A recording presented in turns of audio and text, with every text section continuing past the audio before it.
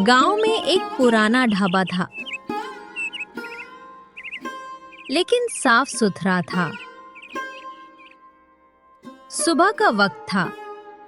कुछ ग्राहक बैठे चाय पराठे खा रहे थे।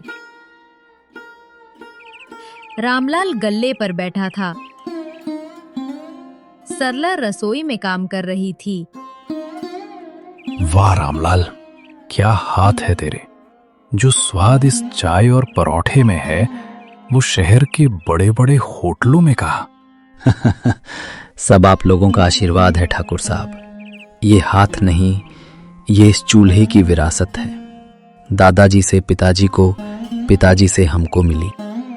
और मालिक, विरासत के साथ साथ आपकी मेहनत भी है। सुबह 4 बजे से जो आप दाल चनाते हो ना, उसकी खुशबू से ही पूरा गांव जागता है।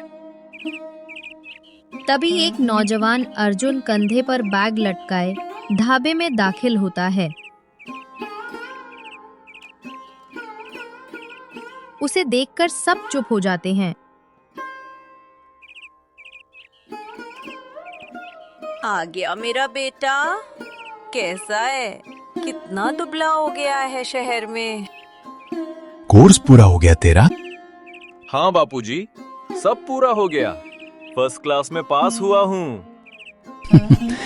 होना ही था, मेरा बेटा है। चल हाथ मुंह धो ले। चंदू, जा भैया के लिए स्पेशल मक्खन मार के पराठा ला। नहीं बापूजी, पराठा नहीं। अब बस एक ब्लैक कॉफी बना दो, बिना चीनी के। रामलाल, चंदू और ठाकुर साहब एक दूसरे को हैरानी से देखते हैं। Black coffee? वो क्या होती है मालिक? अरे वो शहर की कड़वी चाय। जा तू दूध वाली चाय ही बना। ये सब नखरे शहर में छोड़कर आया कर। कोई बात नहीं बाबूजी, मैं खुद बना लूंगा। अर्जुन किचन की तरफ बढ़ता है। रामलाल उसे घूरता रहता है। ढाबा बंद हो चुका था। रामलाल, सरला और अर्जुन रात का खाना खा रहे थे। रोटी और ले ले बेटा। नहीं माँ, और नहीं, पेट भर गया। शहर जाकर तेरी खुराक भी चिड़िया जैसी हो गई है। कैसे ढाबा संभालेगा तू? बापूजी, मुझे आपसे इसी बारे में बात करनी थी। हाँ हाँ बोल। कल से ही गल्ले पर बैठ, सीख ले सब। अब ये सब तेरा ही है। सरला ढाबा को अब तू अर्जुन ढाबा बना दे। बापूजी, मैं ये ढाबा नहीं संभालना चाहता। सन्नाटा छा जाता है। रामलाल चुपचाप अर्जुन को देखता है। ये क्या कह रहा है अर्जुन? माँ, मैंने होटल मैनेजमेंट की पढ़ाई ये ढाबा चलाने के लिए नहीं की।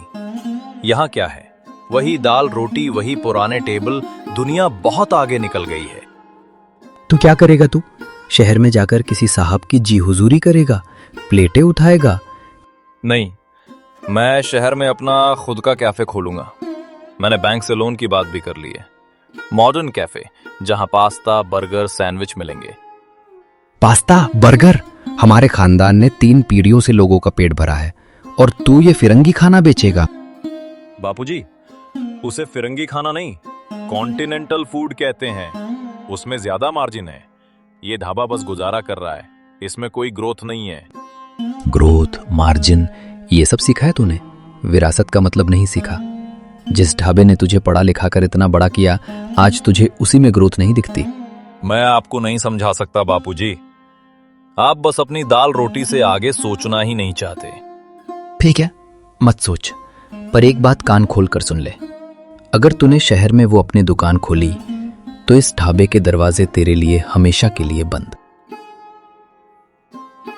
रामलाल गुस्से में बाहर चला जाता है। अर्जुन चुपचाप बैठा रहता है और सरला रोती रहती है। अगले दिन माहौल में तनाव था। रामलाल चुपचाप गल्ले पर बैठा था। अर्जुन एक कोने में लैपटॉप खोले बैठा था और चंदू ग्राहकों को संभाल रहा था। भैया, मालिक से बात कर लो। कल रात से खाना नहीं खाया उन्होंने। क्या बात करूं चंदू? अरे वो मेरी बात समझना ही नहीं चाहते। तभी एक टूरिस्ट बस ढाबे के बाहर रुकती है। उसमें से 5-6 कॉलेज के छात्र छात्राएं अंदर आते हैं। ढाबा भर जाता है। अंकल, यहाँ पिज्जा मिलेगा? यहाँ दाल रोटी मिलती है। खाना है तो बैठो, वरना आगे बढ़ो। यार कितना रूड है। चलो यार कहीं और चलते हैं। सब लोग उठकर जाने लगते हैं। अर्जुन ये देख रहा था। वो फौरन उठता है। रुकिए, आप प्लीज बैठिए।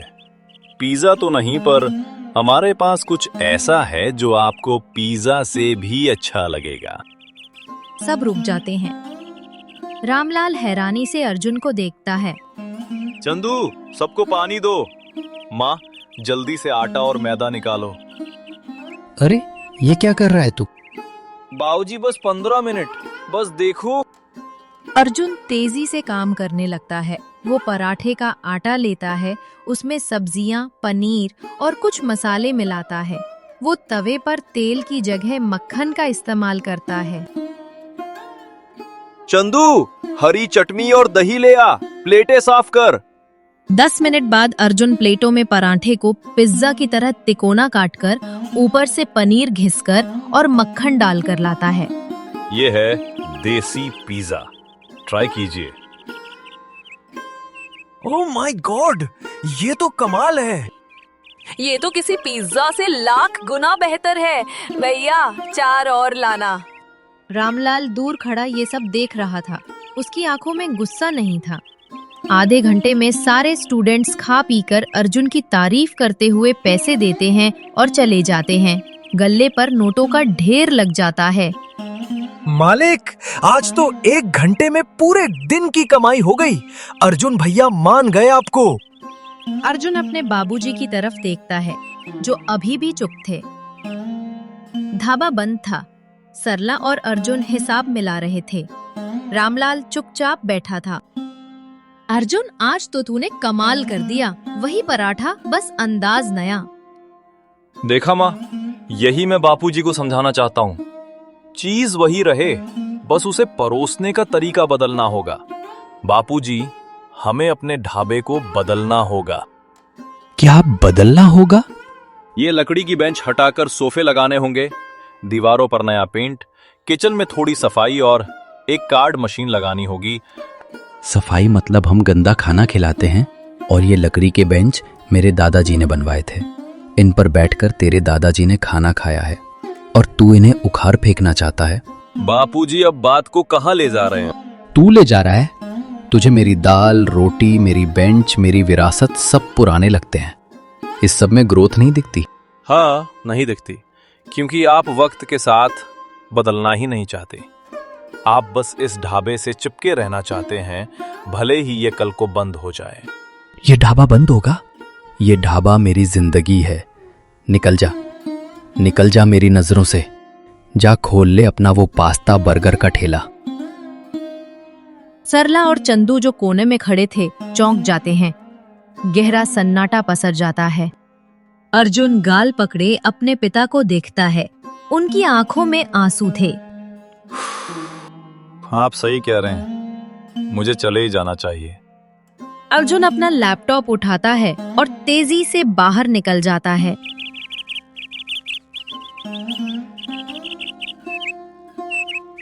अगली सुबह ढाबा तो खुला था, पर वीरान था।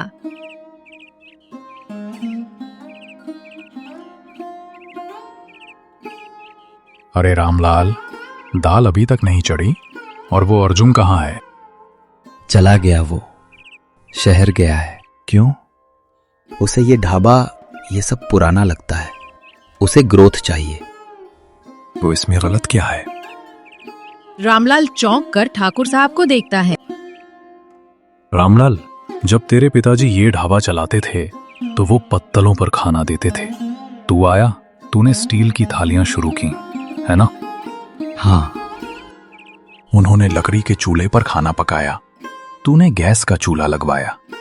वो भी तो बदलाव था, वो भी तो ग्रोथ थी। तेरे पिताजी ने तुझे रोका? रामलाल चुप हो जाता है।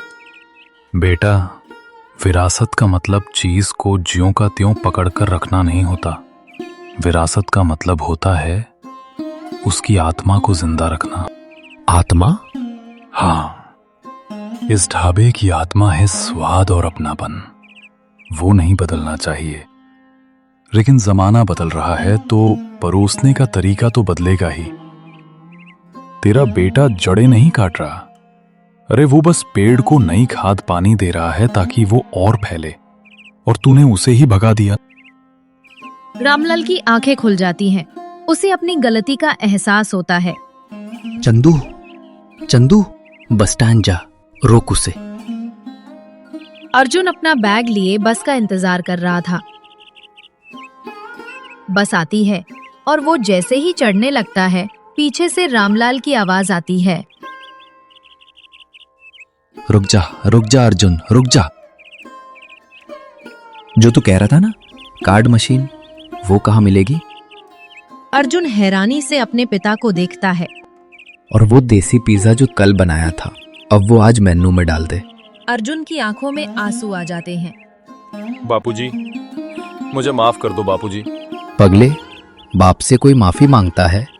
चल चल, ढाबे पे बहुत काम है। सरला ढाबा बदल गया था। लकड़ी के बेंच अभी भी हैं, पर उन पर गद्दे लग गए थे। दीवारों पर ताजा पेंट और गांव की तस्वीरें थीं। एक कोने में नए सोफे थे। गल्ले पर एक कार्ड मशीन रखी थी। अर्जुन अब गल्ले पर था और लैपटॉप पर हिसाब देख रहा था।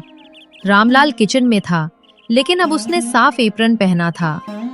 चंदू काका, 2 देसी पिज्जा और एक स्पेशल सरला दाल तड़का टेबल नंबर 4 पे।